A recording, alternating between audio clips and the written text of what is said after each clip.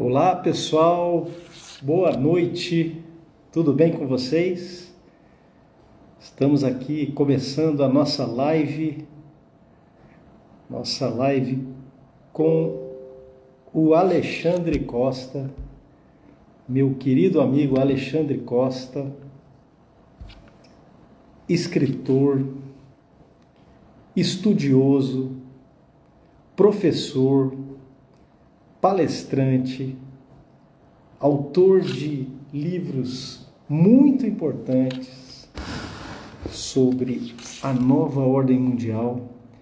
Eu estou para dizer a vocês que o Alexandre Costa é o verdadeiro especialista. Essa palavra especialista, ela ficou muito desgastada, né, ao longo do tempo, porque a grande mídia chama especialistas que realmente são uma piada.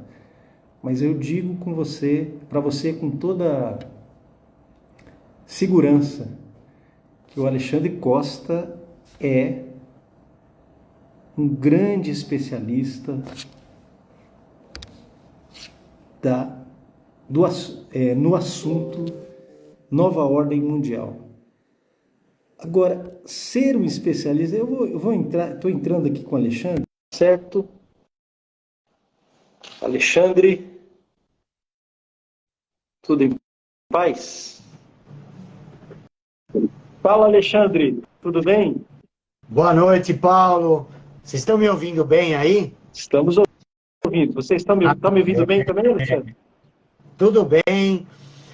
Muito obrigado pelo convite. Assim, quem me conhece sabe como eu gosto de você, como eu gosto do seu trabalho. E espero poder contribuir de alguma forma. Espero que as pessoas gostem. E boa noite para todo mundo que está chegando aí. Tem umas pessoas que eu conheço. Um abraço para a Lu Bielefeld, para o Tiago. Eu tô com o computador aberto aqui, porque eu sou meio lerdo com o celular, entendeu? Ah, Então não, tá eu ótimo. tô. Essa imagem tá Vejo melhor ótima. o comentário aqui. Ali a Rafaela, ó, tem um monte de pessoas que eu conheço aí. E estou falando aqui, mas eu vejo o comentário ali que eu acho que é mais fácil. Alexandre, primeiro eu queria agradecer a você por aceitar o convite. Mais uma vez a gente conversar, né? A gente só conversa assim, né, Alexandre? Não tem jeito, É, né? tem uma foto que eu gosto muito, que foi Sim. tirada pela nossa amiga Cláudia Piovesan, Sim. que nós estávamos conversando na casa dela, né? E ela tirou de longe sem a gente ver. Eu gosto muito daquela foto. Me manda essa foto. Você tem ela aí? Me manda essa foto. Tem no meu Facebook depois que acabar a live aqui, porque eu não consigo operar tudo ao mesmo tempo. Eu te mando essa foto. É uma foto linda que a Cláudia tirou. Aquilo foi o quê? 2018, eu acho. Sim. Ah, é É, verdade, né? A gente se viu em no 2018, é verdade. segundo, foi o segundo Fórum EDA. evento do EDA, Fórum EDA, né? Educação, Direito e Cultura. Foi uma experiência incrível, né? Foi ótimo, né? A gente ter se encontrado Foi aquela a vez. Cláudia, olha. Eu vivo falando isso. Eu devo. Eu saí na chuva aí, eu pus a minha cara na internet e saí da minha toca por duas pessoas, assim, que me convenceram. Três, na verdade. O César David, que já falava que eu tinha que ter um canal no YouTube desde 2016, ele falava isso. Aí a Cláudia Piovesan foi a primeira pessoa a me convencer a falar em público. Eu não queria, e graças a Deus ela me convenceu. E o Coronel Enio Fontenelle, Ah, que também me convidou na época para produzir um conteúdo para o Círculo Militar. E eu quase amarelei, mas graças a Deus acabei. E aí eu criei, acho que eu perdi um pouco da vergonha na cara. mas, Alexandre, você tem muitos seguidores, né, no YouTube, seu canal é bem grande, né? Muito mais do que eu esperava e merecia, né? É, você está com quantos seguidores hoje? Acho que tem 66, 67 mil. Maravilha. E assim, Maravilha. Quem, quem acompanha o meu canal há mais tempo sabe que eu achava que o teto era 10 mil. Então, estou no lucro já, né? não, o teto é o céu. O céu é o limite. Alexandre, bom, eu estava aqui, antes de você entrar, eu estava te apresentando, falando dos seus livros, né, falando que você publicou vários livros importantes. E são livros de referência, eu digo que são livros de referência. Se alguém me pergunta sobre Nova Ordem Mundial, eu imediatamente indico o seu livro, Introdução à Nova Ordem Mundial.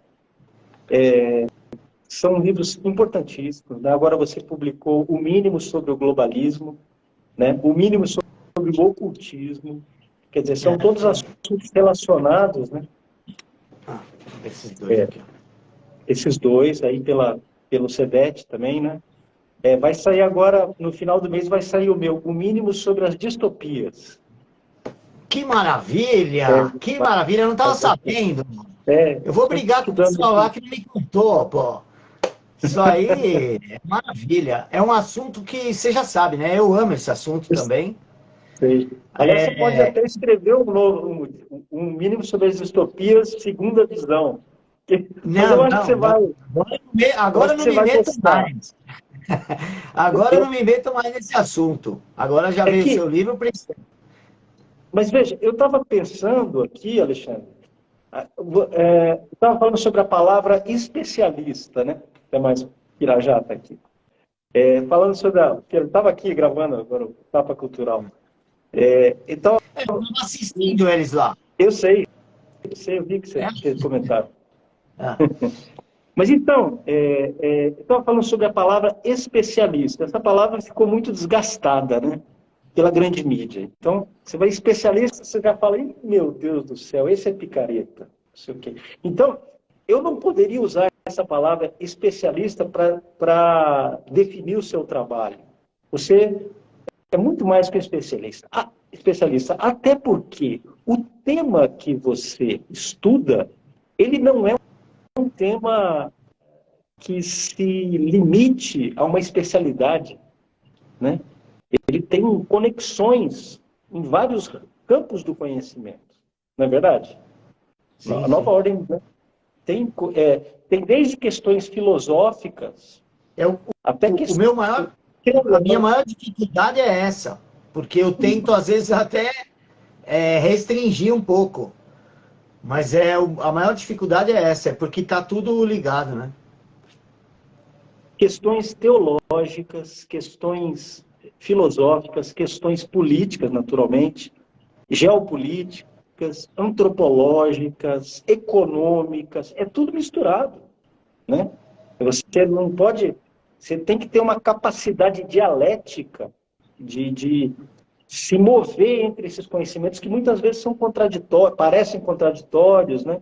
Então, é realmente muito difícil estudar esse tema, é muito difícil. Então, eu digo que você é um estudioso. Acho que essa palavra é a palavra mais adequada. Eu também prefiro, assim, porque eu estou estudando, é um assunto que nunca vai acabar, né? Nunca vai acabar. Alexandre, muitas pessoas, nas minhas aulas, eu tenho feito muitas aulas sobre as distopias, né? Eu fiz uma sobre 1984, a Revolução dos Bichos, e agora sobre o Senhor do Mundo, do Robert Louis Benson. Vou fazer agora, dia 17, uma aula, está aí. Essa é a edição do Sétimo Selo, né? Ótimo. Tradução do Robert. Eu tinha uma edição anterior, bem antiga, portuguesa, cara. Portuguesa. E aí adivinha o que aconteceu, né, cara? Emprestei, adivinha, né, o que aconteceu. Nunca mais vi. E ainda bem que o César lançou essa edição nova aqui, acessível para todo mundo, né? Então, Alexandre, que bom, né? Bom, e as pessoas, quando eu fiz essas aulas, né, quando eu dei essas aulas sobre as distopias, as pessoas me perguntavam, eu sempre mencionava o globalismo, sempre mencionava o eurasianismo, né, o comunismo eurasiano, e sempre mencionava o califado islâmico. Os três blocos que disputam o poder mundial, né? São, na imagem que o Bernardo Kister fez, até ele fez uma palestra sobre esse tema, ele usou uma imagem mitológica, que é a do cão Cérbero. O Cérbero é o cão da porta dos infernos, como você sabe. Ele tem 3 cabeças. 3 cabeças. Então, são que o Bernardo, com muita felicidade, ele encontrou essa imagem, né, para mostrar o que está acontecendo no mundo hoje.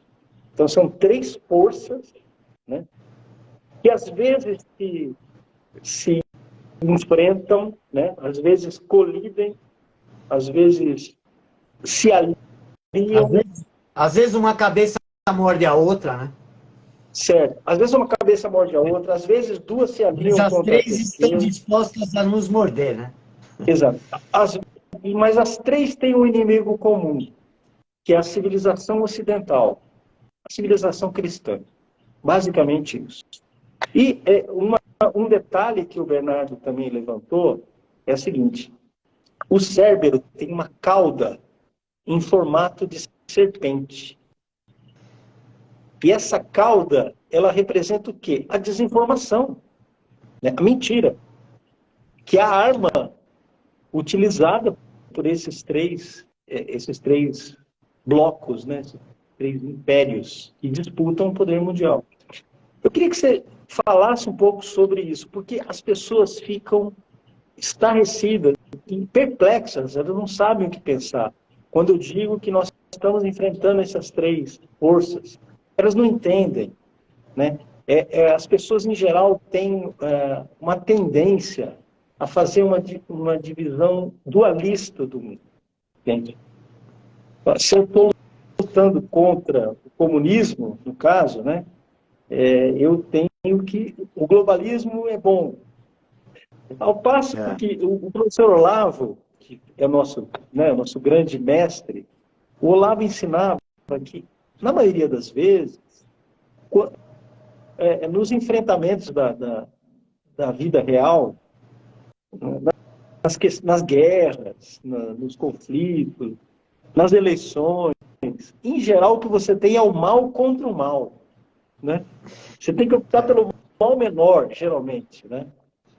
Eu queria que você falasse um pouco sobre essa característica, esse cão Cérbero. Como é que você explicaria isso para as pessoas? A gente aprendeu com o Olavo, né? A altura tá bom aí, da distância, não sei se tá boa a altura.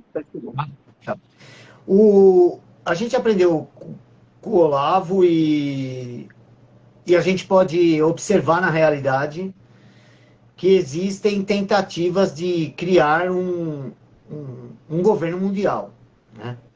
Inicialmente, como criando um ambiente de governança, né, onde o ambiente e as mentalidades das pessoas sejam favoráveis a essa ideia, né, para num futuro ter a ideia de um poder centralizado. Existem várias tentativas de poder mundial ao longo da história, né? Acho que a primeira delas corresponde, inclusive, ao primeiro império, né, que é o Império de Sargão, da Acádia. Eu costumo dizer que ali parece que já se forma o modo de pensar dos megalomaníacos, né? Então o Sargão era o cara que queria já dominar o mundo conhecido dele. Então ele chegou a avançar até perto da onde hoje é o Irã, em alguns lugares ele dominou algumas províncias onde hoje é a Índia, a China, mas se concentrou basicamente ali na Mesopotâmia, né, naquela área entre os rios e a beirada dela ali, de todo aquele vale até quase o Mediterrâneo. Então, ali já estava a ideia megalomaníaca, foi lançada ali, e ela, de certa forma, já é representada na Bíblia com aqueles inimigos do povo judeu ali do Velho Testamento, né? Tinham vários deles, né? Vários deles tentando dominar. Era aquela ideia de império dominador, né? E a gente ouve muito falar, principalmente sobre o Império Romano, o Império de Alexandre Magno e tal, mas antes, e diversas outras, teve um monte desses megalomaníacos aí, né? Só que até o início da Era Moderna, não tinha meios para isso, né?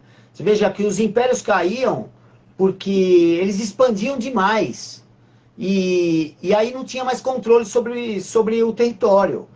Imagina um imperador romano dar uma ordem para ser cumprida lá na Pérsia.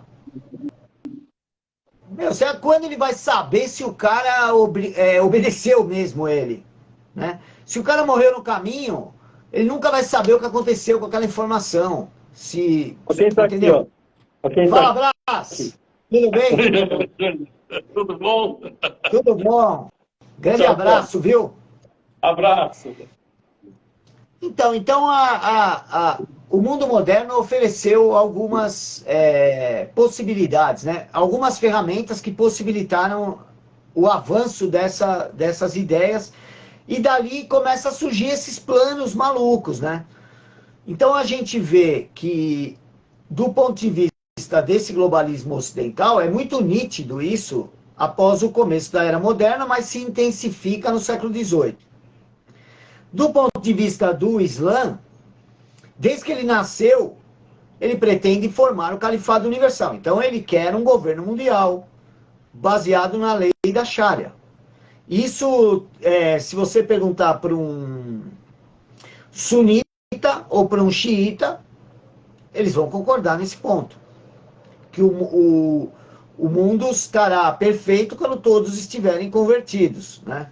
Ou pelo menos submissos àquela ideia, né? Pagando aquela taxa e tal, né? E obedecendo aquelas regras morais e regras sociais que estão contidas na Sharia, né?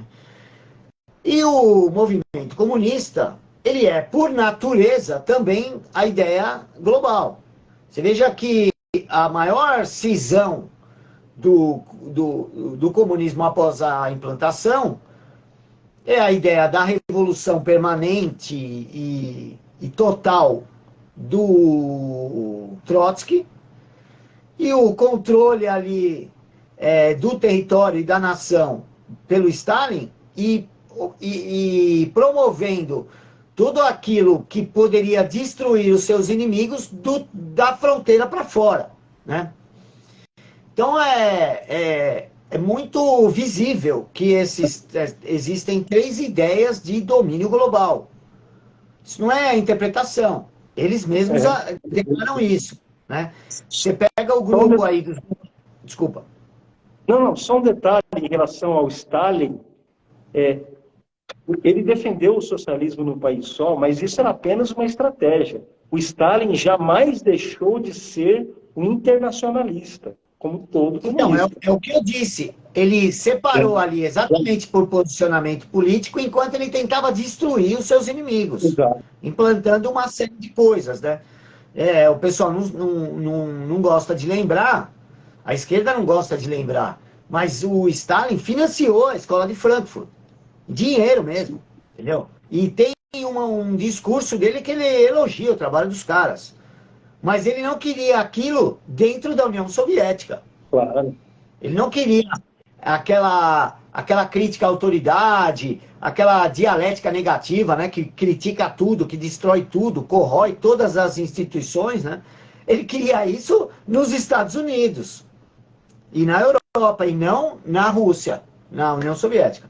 Então, mas o problema é que hoje as pessoas acham que isso é uma interpretação. Não é. Acho que o livro que eu mais indiquei na minha vida é a biografia do David Rockefeller. Falo, cara, não acredita em mim. Ele está falando isso, cara. Ele está falando que construíram todos esses organismos com esse objetivo.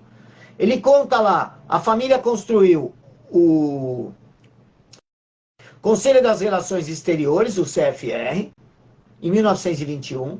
Depois criou a Comissão Trilateral, fez parte do Clube de Roma, fez parte parte da criação do Clube Bilderberg, ele participou da primeira reunião em 54 já, e depois quase todas ele foi. E ele escreve assim, ó, queremos criar um governo mundial porque nós achamos que é melhor essa aristocracia dominar o mundo do que o povo tomar decisões.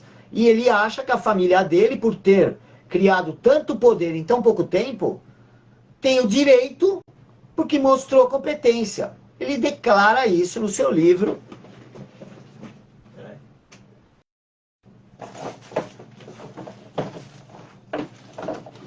Aqui, ó. No seu livro de memórias. Aqui. Eu indico para todo mundo isso aqui. É que tá ao contrário. Não sei porque a câmera do Instagram fica ao contrário, né? Fica ao contrário. Não sei isso. Então, esse livro aqui, não sou eu que estou dizendo. Né? Tanto que tem um capítulo no meu livro que se chama exatamente assim. Eu sempre ponho isso. Não sou eu que estou dizendo. Eu ponho as frases deles. Entendeu? Tem um capítulo aqui que ele conta papo de que foi ele que criou a China moderna. Nossa. Chama Penetrando a Cortina de Bambu. Porque ele fez um negócio com o governo chinês, é o seguinte: você quer que eu traga as corporações para cá? Tá, mas você vai me dar uma coisa só que eu quero. Ninguém vai poder trazer dinheiro próprio. Vai ter que pegar dinheiro emprestado comigo. E eu vou ser o único banco ocidental aberto aí. Então eles abriram o Chase Manhattan. Um funcionário, entre aspas, né? Uma espécie de... funcionário mesmo, na prática. Da Fundação Rockefeller era o Henry Kissinger. Convenceu o presidente americano, que era o Nixon. Pegou o Nixon, levou lá na China. Nesse livro aqui, tem a foto dele, dos dois apertando a mão, ó. Não sei se dá para ver. E olha quem tá no meio aí apresentando o negócio. O David Rockefeller. Entendeu? Quem levou os dois caras? Quem pôs os dois em contato foi a Fundação Rockefeller. É o Kissinger apertando a mão do Zhou Enlai. O número 2 lá da China. Número 2 do Mao. Do Mao. Do Mao Tse Tung. Exatamente. E o David Rockefeller conta aqui, que a mulher dele encontrou uma das esposas do Mao. Ele conta tudo aí, cara. Eles acertaram todos os negócios ali. Então, todas as corporações... Hoje, quem fez a China? Na década de 60, a China estava morrendo de fome, cara. Os caras estavam morrendo de fome, lá estava tendo canibalismo.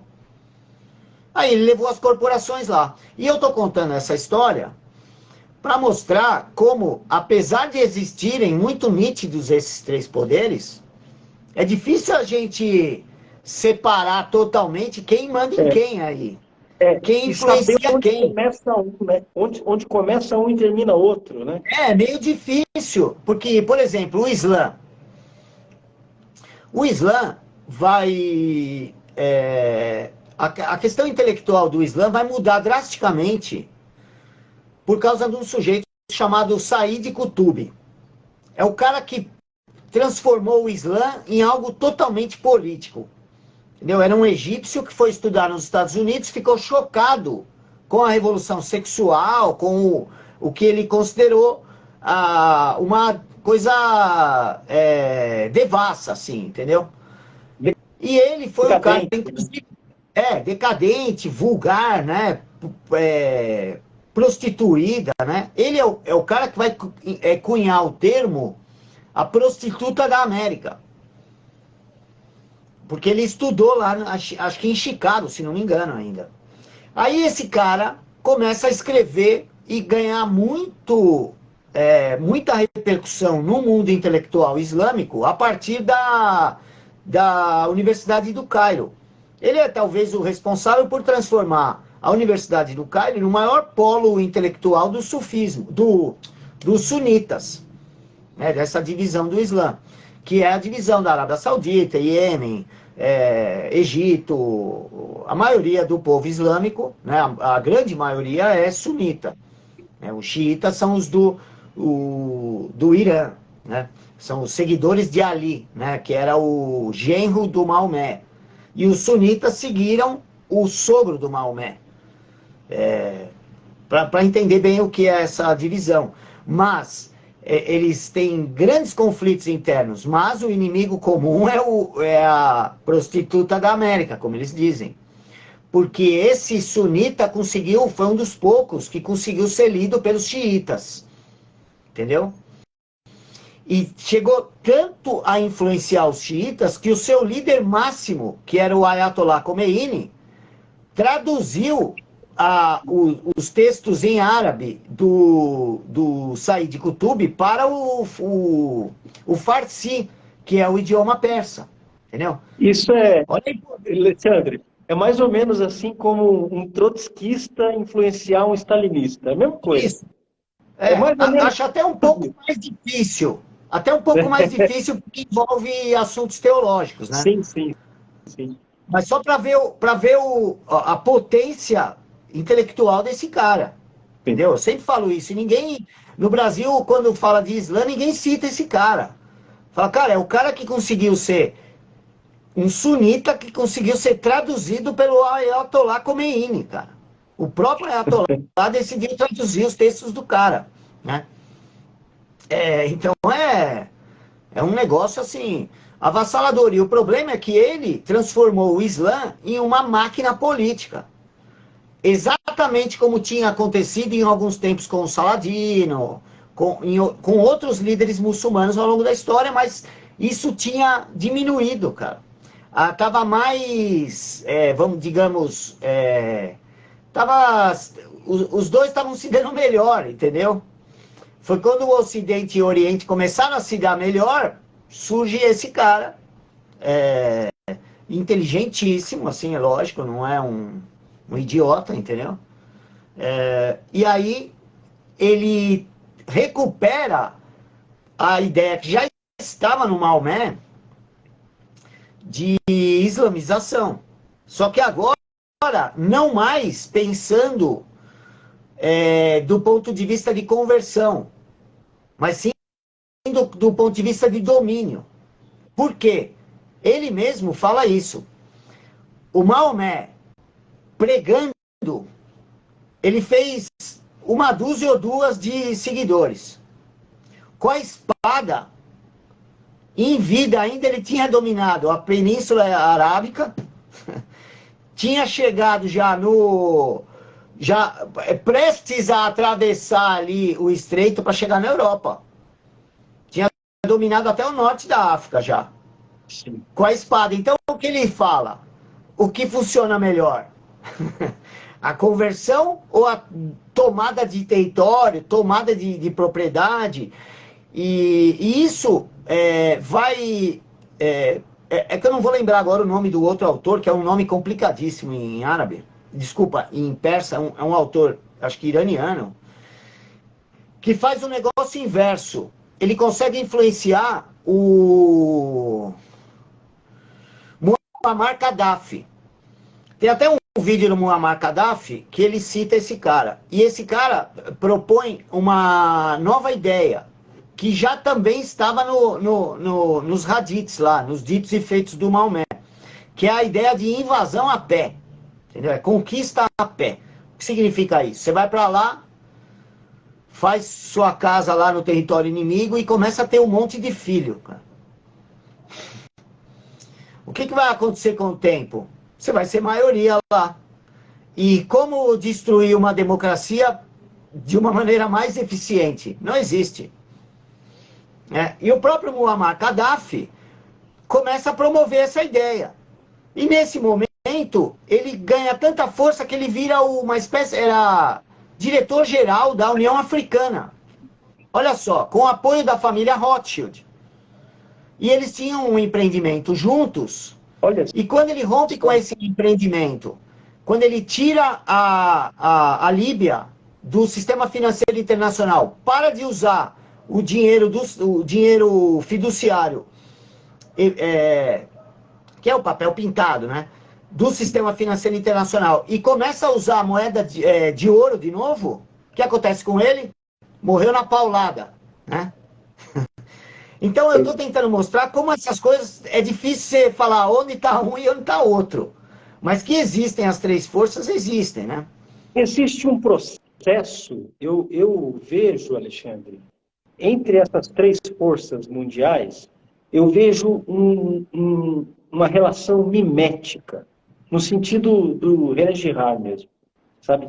Um acaba mimetizando o outro. Eles acabam se... É o que a gente está vendo, por exemplo, o globalismo ocidental hoje. O globalismo ocidental, cada vez mais, ele está se parecendo com o movimento revolucionário marxista, né? Ele está cada vez mais parecido com o movimento marxista mesmo, com o comunismo, né? Existe uma simbiose e uma relação mimética entre essas forças. Não sei se você percebe isso também, se você Sim. vê que existe essa influência mútua, sabe? Entre as forças mundiais. Sim, se vê o caso da imigração islâmica na Europa. Como isso Sim. conta com o apoio de toda a mídia globalista, né? Já. Você vê que o discurso das fundações globalistas, dos organismos internacionais, da ONU, da Unesco é qual? Deixa os caras entrar, não é? Deixa os caras entrar e dê a eles o que eles precisarem. E seja tolerante com a cultura deles. Não é isso que eles estão falando?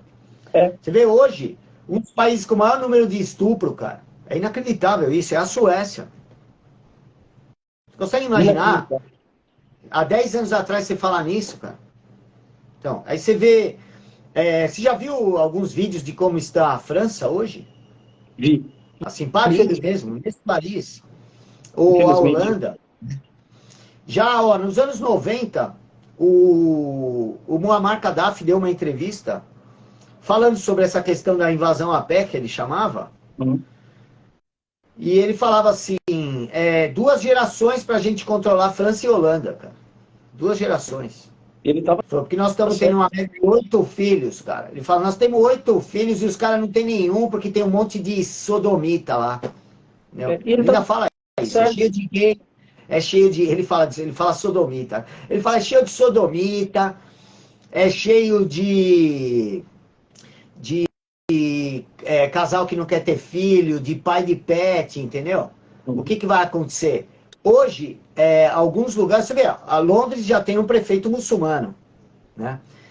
E já é muito natural que isso vai acontecer na França, em várias cidades, depois nos estados e no país. E na Holanda, né? Na Suécia, ali no Canadá, entendeu? Você vê, porque estão tirando a masculinidade dos homens, né? E importando o homem. O que você acha que vai acontecer, cara?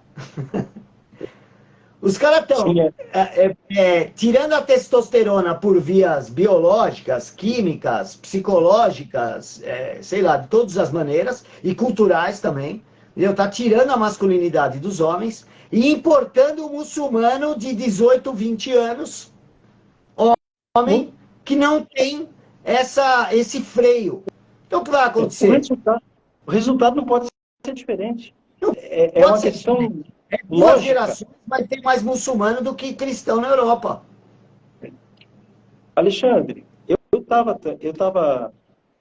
eu fiz uma leitura comparada, não sei se você já teve essa experiência, fiz uma leitura comparada do Manifesto Comunista, que é de 1848, com o livro do H.G. Wells, que foi publicado pela Vídeo também, A Conspiração Aberta.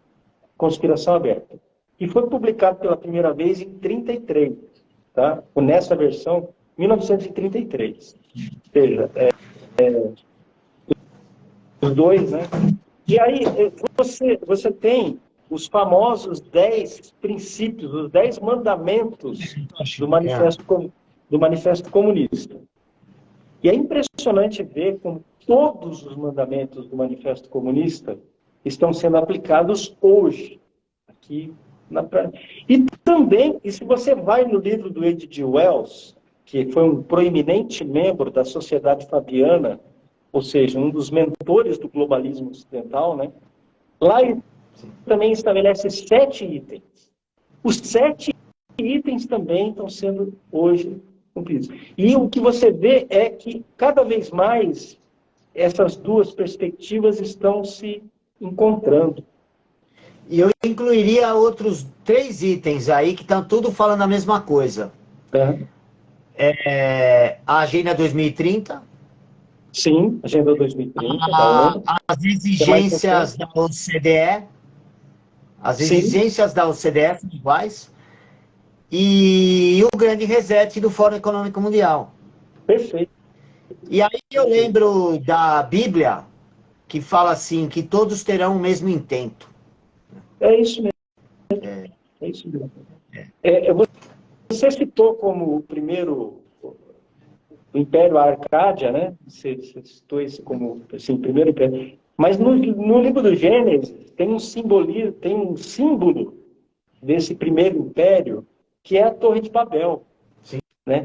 Quem foi o construtor da Torre de Babel? O Nimrod. Nimrod é o caçador perante os olhos de Deus. Nimrod sabia que é o primeiro imperialista. Existe uma tese de historiadores que diz que Nimrod pode ter sido Sargão. Okay? Olha só, não pode ser só uma diferença de tradução. Porque os acadianos eram semitas. E o povo da... Onde aconteceu isso, que é onde era na época Suméria, né? Antes de Babilônia ainda.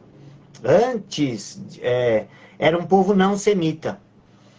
E como os acadianos assimilaram uma cultura superior, algo que aconteceu entre romanos e gregos, né? Os romanos assimilaram um monte de coisa dos gregos, mesmo ganhando a guerra, né? Eles ganhavam a guerra e assimilavam o que tinha de importante. O Império Acadiano fez isso com, por exemplo, com a escrita cuneiforme, que é aquela escrita, a primeira escrita, né? A escrita com cunha, que foi criada na Suméria, e eles assimilaram. Então, por isso, fica muito difícil hoje ter comprovação sobre isso. Sim. Mas já nos primeiros séculos do cristianismo, tinha gente que falava que o Sargão era, na verdade, o Nimrod. Mas, sei, só uma curiosidade. Muito interessante isso, eu não sabia. E são dois tiranos megalomaníacos iguais, né? Eu não sabia, e, nossa, eu te agradeço, sempre aprendo com você.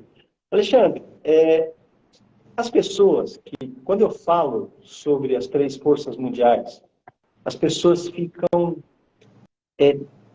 desalentadas, eu diria assim, eu vou usar essa palavra, elas ficam assim,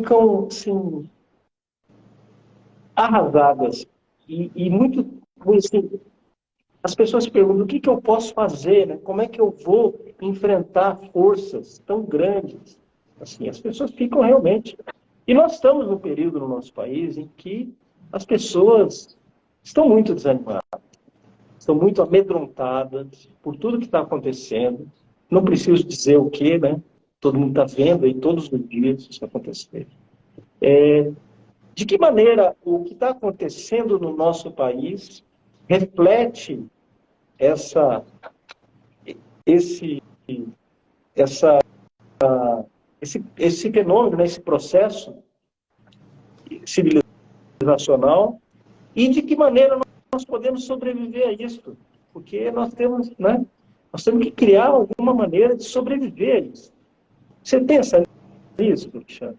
O que você diz quando alguém vem te procurar assim, falando sobre essas questões?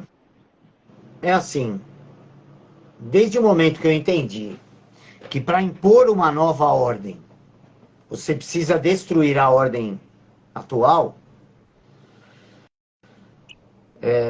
eu comecei a perceber que, assim, viriam coisas terríveis pela frente, né?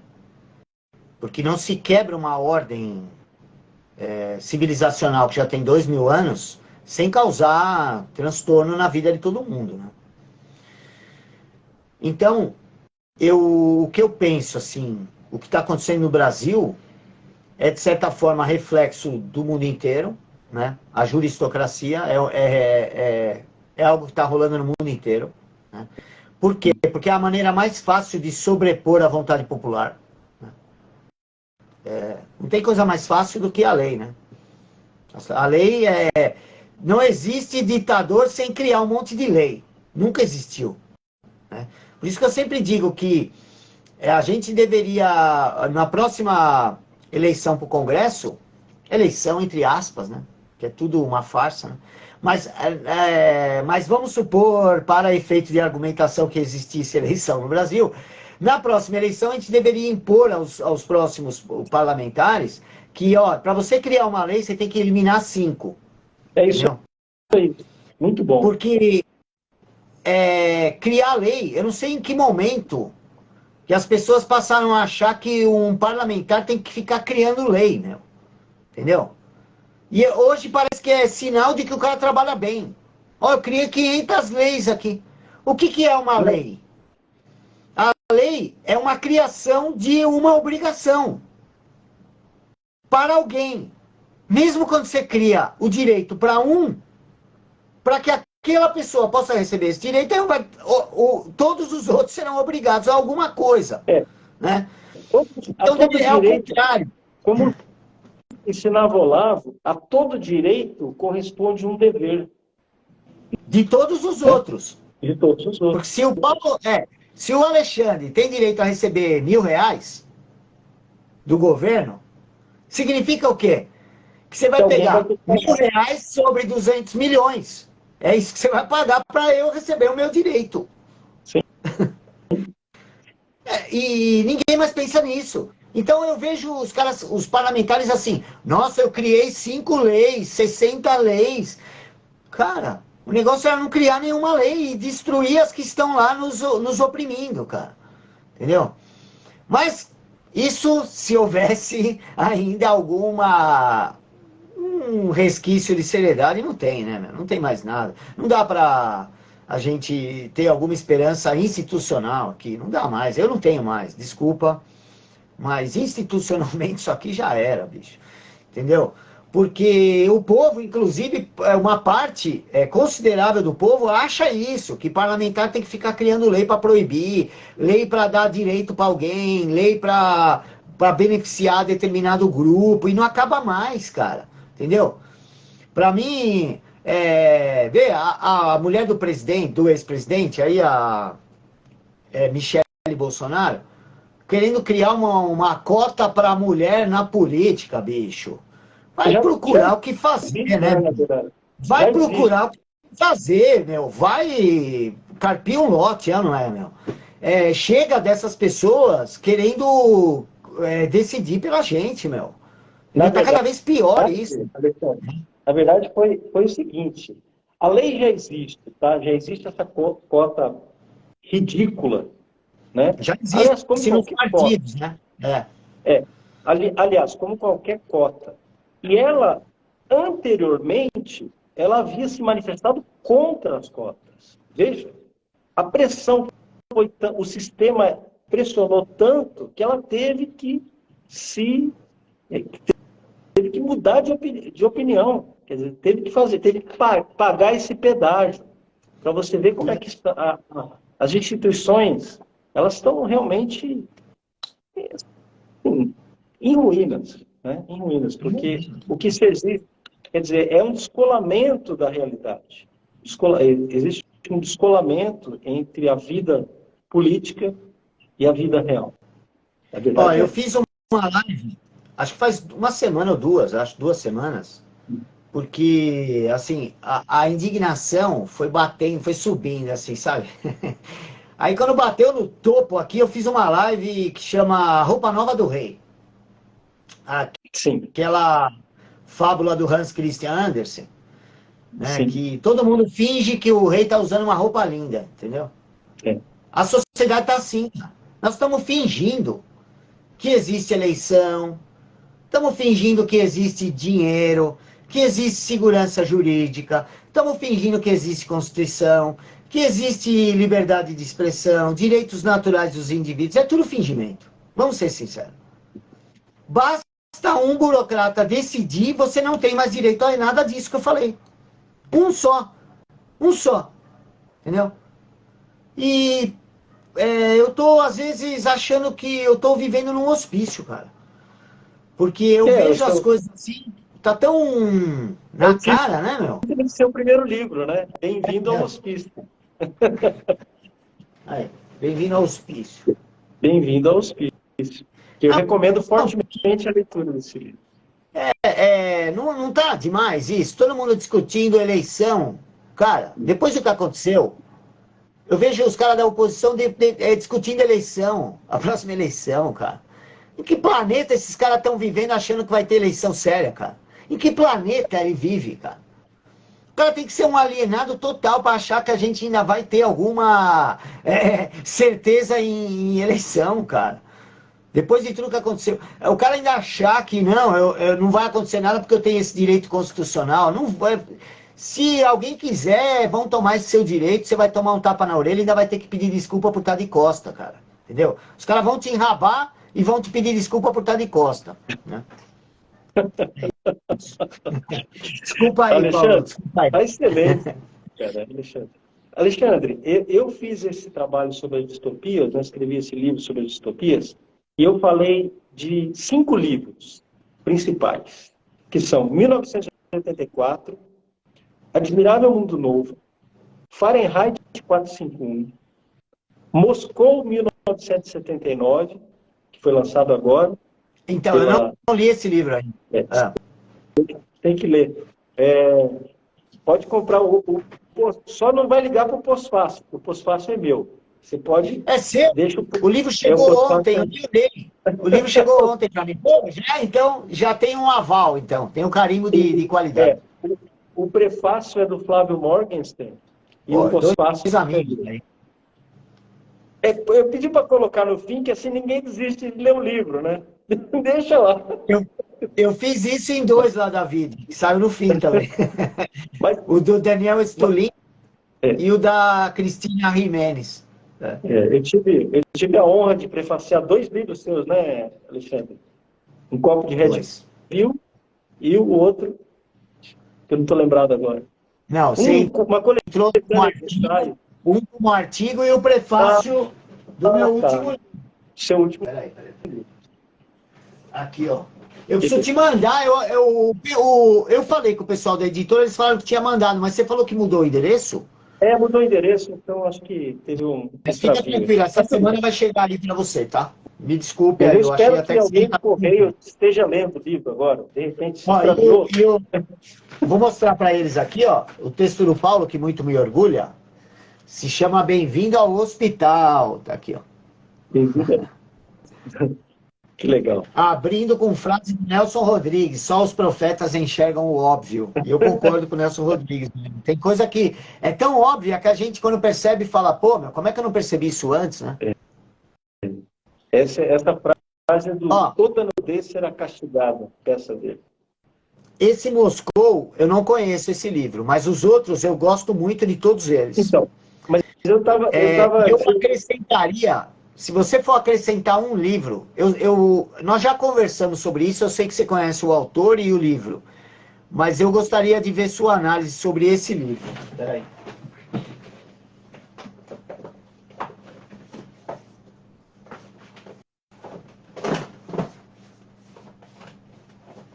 Ali é onde eu guardo minhas distopias. Eu gostaria de ver sua opinião sobre Neuromancer, do William Gibson. Poxa vida, eu não li. Então, é uma trilogia, mas os outros 2 livros eu acho chatos, entendeu? Eu abandonei. Esse livro aqui mostra essa questão do transhumanismo. É uma ficção científica, onde as pessoas começam a retirar os olhos, por exemplo, e pôr um olho biônico. Amputar braço para pôr um braço mecânico. né? E ele foi escrito no mesmo ano do Blade Runner. E ele foi muito além do Blade Runner, cara. Muito além esse livro foi. William Gibson, esse livro é melhor que o Blade Runner. Então. Puxa, E, vou ler. ó, eu peguei outros que você precisa falar também, ó. Esse aqui, O Esse Homem é do Castelo citado, esse livro, O Homem do Castelo Alto, é citado também. Não, O Nós, o Nós para mim, é uma das... É citado logo no primeiro capítulo. Tanto ele o influenciou Nós, todos os outros, né? influenciou todos os Ele outros. influenciou todos os outros, assim como aquele que é o tema do seu trabalho recente agora, O Que é Senhor o do Senhor Mundo, do né? Mundo. O Senhor do E esse Mundo, aqui, você na gosta desse verdade, aqui? O Conto não, da Aia? não li. O Conto da Aia eu não li. Não. Também, viu? Só que trata mais da ideia de transformar a ciência em uma religião, embora aqui ele não ponha como transformação, mas para mim ficou como um aviso assim da religião virando ciência. Entendeu? Tá. Desculpa, da ciência virando religião. É isso. O Senhor do Mundo, que é o último capítulo do meu livro, o Senhor do Mundo, ele traz uma mensagem de esperança, né? Eu digo que o Senhor do Mundo é uma distopia cristã. Ele foi a primeira distopia, aliás, que é de 1907. Ele foi a primeira de todas. E ele traz uma esperança, né? E a esperança está justamente em Cristo. Ele coloca essa esperança em Cristo, né? Cristo que disse, né, até foi o evangelho da missa da semana passada, eu sou o caminho, a verdade e a vida. Ele não diz, eu sou um caminho, ou uma verdade. Não. Eu sou o caminho, a verdade e a vida. Então, o cristianismo me parece ser o principal inimigo do século globalista. Me parece ser o principal alvo. Eles precisam destruir o cristianismo, né? Os senhores do mundo precisam destruir o cristianismo. Deixa, só para fechar, acho que essa ideia dos três, e o como eu considero hoje, que é um pouco diferente do que eu considerava quando eu comecei a escrever.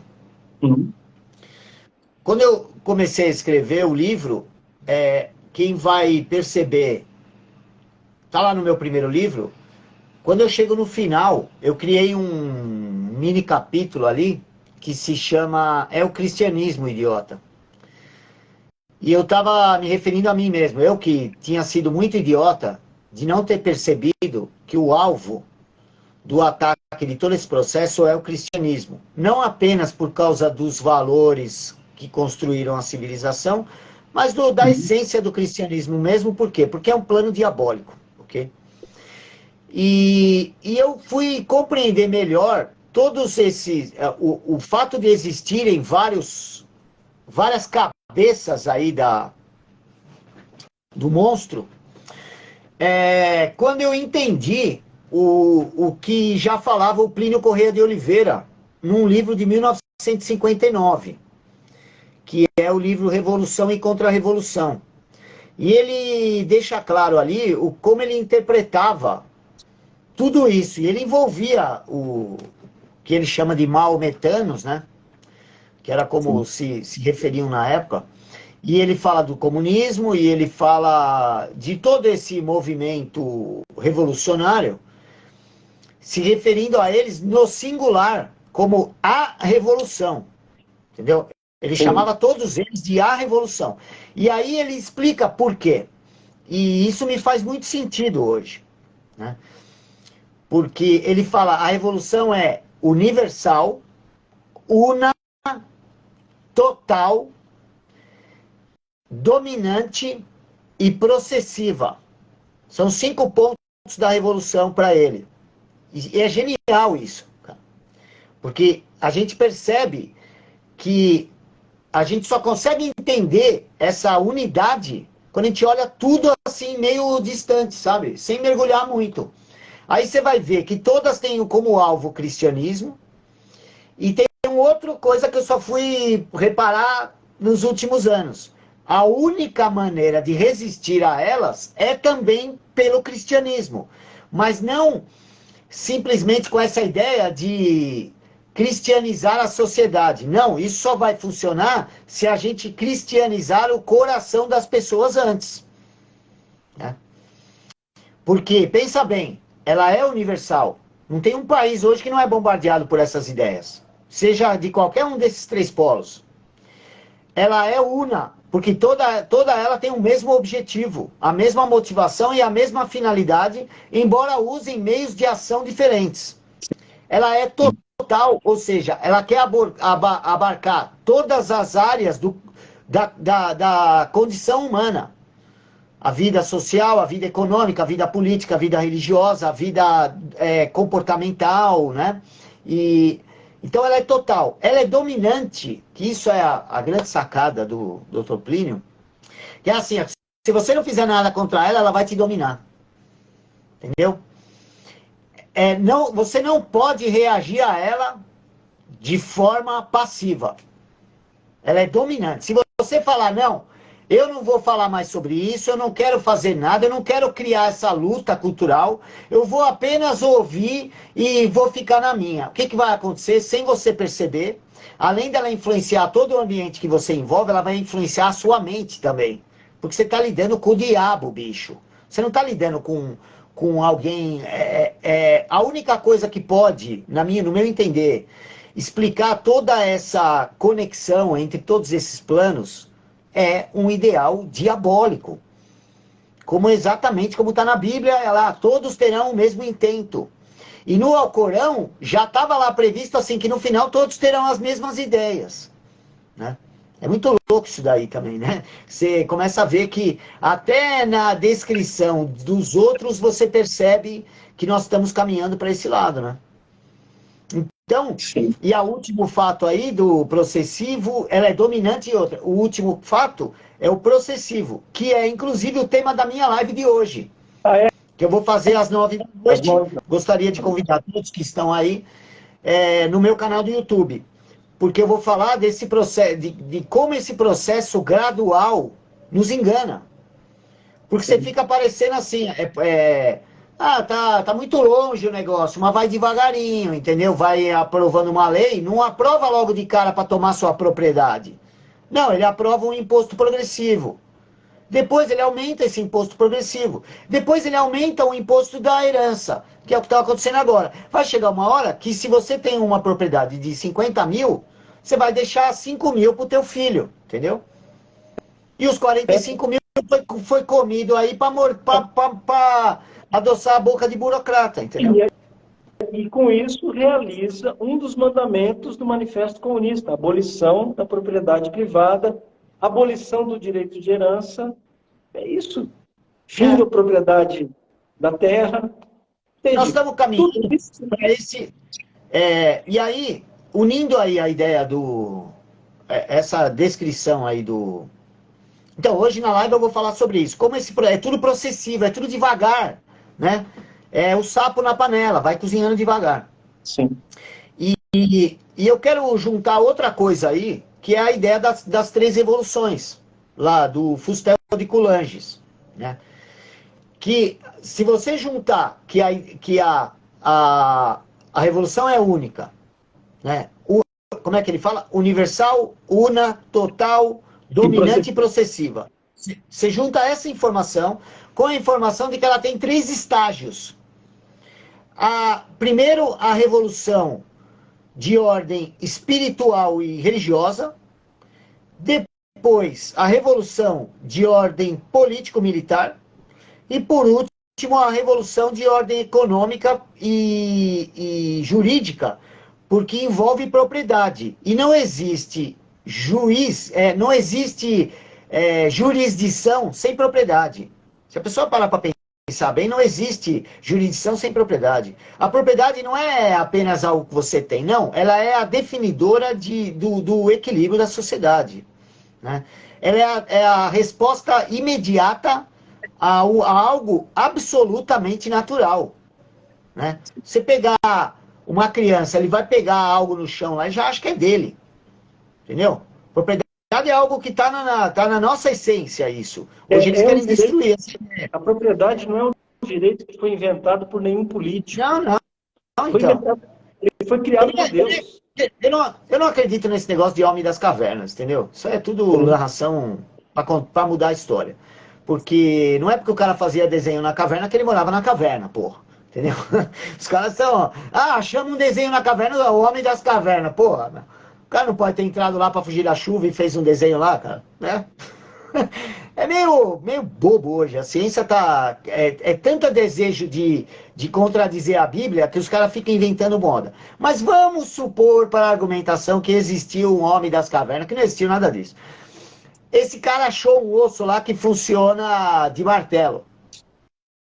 Funciona bem para ele martelar, matar os bichos lá, martelar o que ele quer. Esse osso aí não passa a ser dele? Você acha que ele com esse osso aí, outro cara vai lá pegar, ele vai fazer o quê? Ele vai dar com esse osso na cabeça dos caras, entendeu? Sempre foi assim. Propriedade é algo da natureza humana, né? E esses caras, desde antes lá, os socialistas utópicos, né? Que o nome já diz, né, meu? Quando é utopia é coisa para criança, né? Aqueles caras já achavam que tinha que abolir a propriedade, né? Jesus não mandou abolir propriedade. Se fosse tão importante assim, ele teria mandado abolir, né? Ele enfrentou coisas até piores do que ele falaria sobre isso. Não falou é porque tem que manter. Propriedade faz sentido e é natural ao humano. E aí a gente vê que essas 3 revoluções já aconteceram na nossa vida, na nossa civilização. A primeira revolução de ordem espiritual, a outra revolução de ordem política e a outra econômica. O Fustel de Coulanges escreveu isso quando ele observa as cidades antigas, né? As cidades-estado da Mesopotâmia e principalmente gregas e romanas. E ele percebeu que todas aquelas civilizações desmoronaram após essas 3 revoluções. E ele escreveu no século XIX ainda, acho que era século XIX, 1800 e pouco. Não sei onde eu pus o livro. É um livro que se chama A Cidade Antiga, tá? O autor chama Fustel de Coulanges. Ele percebeu, mesmo vivendo no século XIX, que eles em breve iam viver uma revolução de ordem econômica. Porque ele já tinha identificado a revolução de ordem religiosa no início da modernidade, depois a revolução política na Revolução Francesa, né? Que ela virou um influenciador que foi avassalador, né, no mundo inteiro. 100 anos depois até a nossa monarquia acabou, né? Para ver como isso foi tão decisivo na história do mundo. E ele falou, se acontecer igual aconteceu com as cidades antigas, logo logo nós teremos uma revolução econômica, de ordem econômica, que vai mexer na estrutura de propriedade e, portanto, vai mexer todo no sistema legal inteiro. E isso vai ser o começo do colapso. Ele já tinha visto isso, né? Porque, assim, tem uns gênios, né, cara? Que o cara percebe um negócio 100 anos antes, né? É uma coisa... E aí, quando às vezes eu tô me achando meio espertão, assim... Você está se achando espertão, você fala, pô, entendi isso aqui. Aí você fala, cara, o cara tinha percebido isso aí em 1800 e pouco.